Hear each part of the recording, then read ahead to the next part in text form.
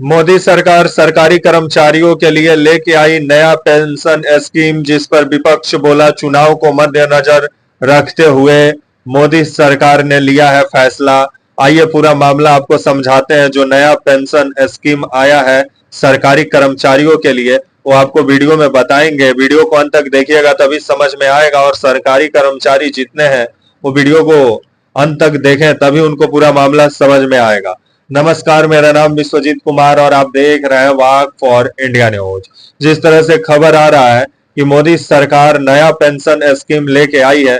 पुराना pension scheme जस का तस है, वो लागू है, और अब दूसरा पेंशन स्कीम लेके आया गया है मोदी सरकार के द्वारा, जिस पर विपक्ष का कहना है कि 4 राज्यों में विधानसभा जो चुनाव है, 2 राज्यों में चुनाव का तारीखों का ऐलान हो गया है, हरियाणा और जम्मू कश्मीर में, जिसको मद्देनजर रखते हुए जो मोदी सरकार है ये जो पेंशन स्कीम है वो लेके आई है, ताकि जो सरकारी कर्मचारी हैं उनका जो वोट है उसको हासिल किया जा सके। विपक्ष आरोप लगा रहा है, लेकिन ये नया पेंशन स्कीम क्या है आइए पहले आपको समझाते हैं। जो नया पेंशन स्कीम है अभी लागू नहीं होगा, ये लागू होगा 1 अप्रैल 2025 से ये लागू होगा, और इसका नाम है यूपीएस नाम है इसका, और यूनिफाइड पेंशन स्कीम इसे नाम दिया गया है यूपीएस। और जिस तरह से खबर आ रही है कि सूचना और प्रसारण मंत्री और रेल मंत्री भी हैं आपके अश्विनी वैष्णव जी, यही जानकारी दिए कि आपका ये जो नया पेंशन स्कीम है वो 1 अप्रैल 2025 से लागू होगा। तो इसमें क्या क्या नया है आइए आपको बताते हैं। इस स्कीम के तहत आपको सरकारी कर्मचारियों को क्या क्या फायदा हो सकता है।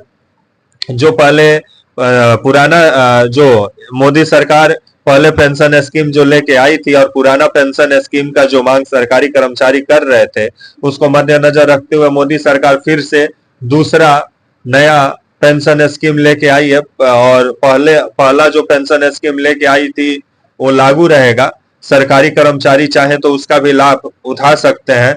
और ये जो नया जो पेंशन स्कीम आया है जो 1 अप्रैल 2025 से लागू होगा, यूपीएस यूनिफाइड पेंशन स्कीम, तो इसमें सरकारी कर्मचारियों को सहूलियत दिया गया है मोदी सरकार के द्वारा, जिसमें अगर आप 25 साल का अगर आप सरकारी नौकरी करते हैं, अगर आप रिटायर होते हैं 25 साल का नौकरी करने के बाद, तो आपका रिटायरमेंट आपको मिलेगा।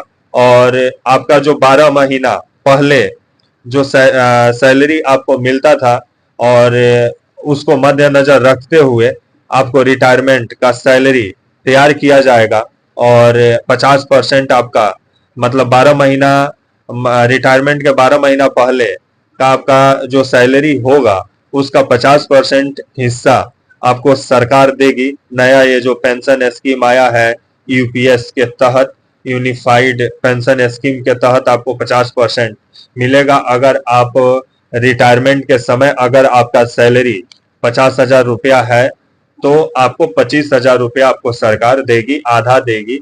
अगर आप 10 साल का नौकरी करके अगर आप रिटायर होते हैं तो 10,000 रुपया का पेंशन मिलेगा आपको। अगर सरकारी नौकरी अगर आप 10 साल ही करते हैं, अगर आप रिटायर होते हैं तो 10,000 का पेंशन का प्रावधान किया गया है।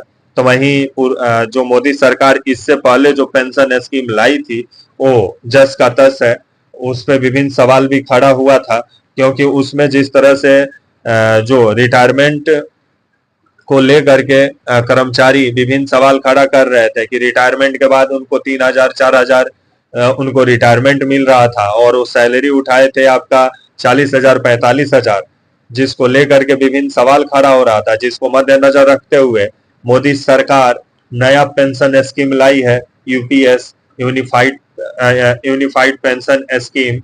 और पुराना स्कीम जो इससे पहले जो पेंशन स्कीम लाई थी वो लागू है, उसका भी आप लाभ उठा सकते हैं। और आप जो यूपीएस है यूनिफाइड पेंशन स्कीम है, इसका भी लाभ आप उठा सकते हैं।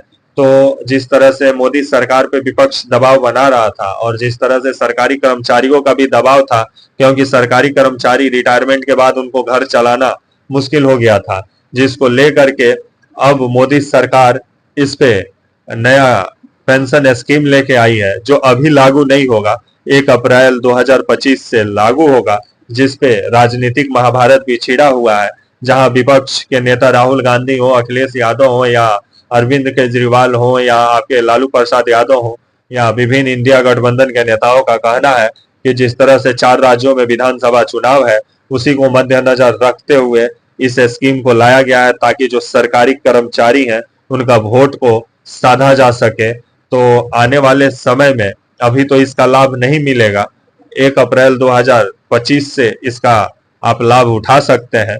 तब तक के लिए आप मुझे इजाजत दीजिए और आप हमारे channel walk for India news को प्लीज लाइक और सब्सक्राइब और शेयर करना ना भूलें। तब तक के लिए नमस्कार, जय हिंद, वंदे मातरम।